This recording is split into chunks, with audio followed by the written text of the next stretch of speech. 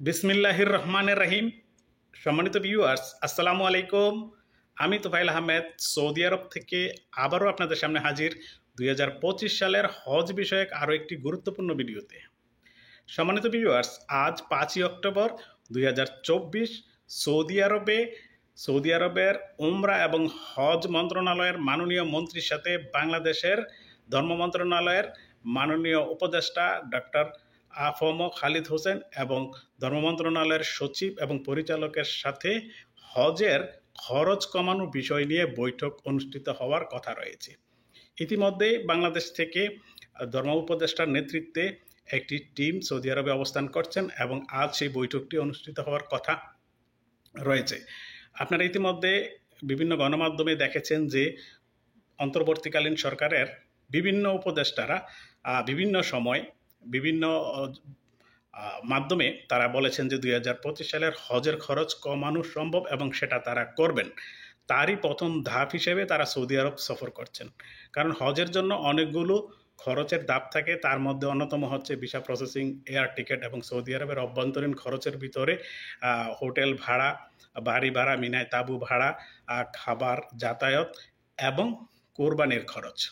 তাই সৌদি আরবের খরচগুলো তো আর বাংলাদেশের ধর্ম মন্ত্রণালয়ের হাতে থাকে না। তাই তারা এসেছেন সৌদি আরবের খরচগুলো আগে নির্ধারণ করে বাংলাদেশে গিয়ে এই মাসের মধ্যেই তারা হজের প্যাকেজ ঘোষণা করবেন।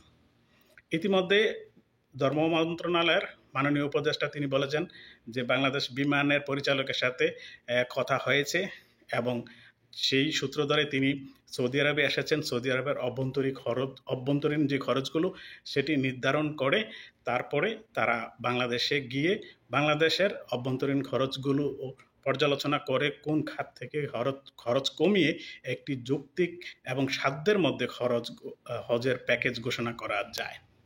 আপনারা ইতিমধ্যে জানেন যে বাংলাদেশ থেকে অতিরিক্ত খরচের কারণে গত 2 বছর হজের কোঠা পূরণ করতে পারেনি। তারপরেও সৌদি আরব এই বছরও গত 2 বছরের সমান কোঠা নির্ধারণ করে দিয়েছে বাংলাদেশকে, যার সংখ্যা 1,87,198 জন। তাই এই বছর যাতে তাদের সেই লক্ষ্যমাত্রা পূরণ হয়, সেই জন্য তারা চাচ্ছে যে হজের খরচ কমিয়ে কোঠা পূরণ করতে। সম্মানিত ভিউয়ার্স, আমরা আশা করব এই বছর একটি যৌক্তিক হজের প্যাকেজ ঘোষণা করবেন অন্তর্বর্তীকালীন সরকারের মাননীয় উপদেষ্টা ডক্টর আফম খালিদ হোসেন, এবং সেই নিউজটির প্রতীক্ষায় রইলাম। ইনশাআল্লাহ আজকের বৈঠকের বিষয়বস্তু আপনাদের সামনে অবশ্যই তুলে ধরবো। সবাই ভালো থাকুন, সুস্থ থাকুন, নিরাপদে থাকুন। আল্লাহ হাফেজ। আসসালামু আলাইকুম ওয়া রাহমাতুল্লাহি ওয়া বারাকাতুহু।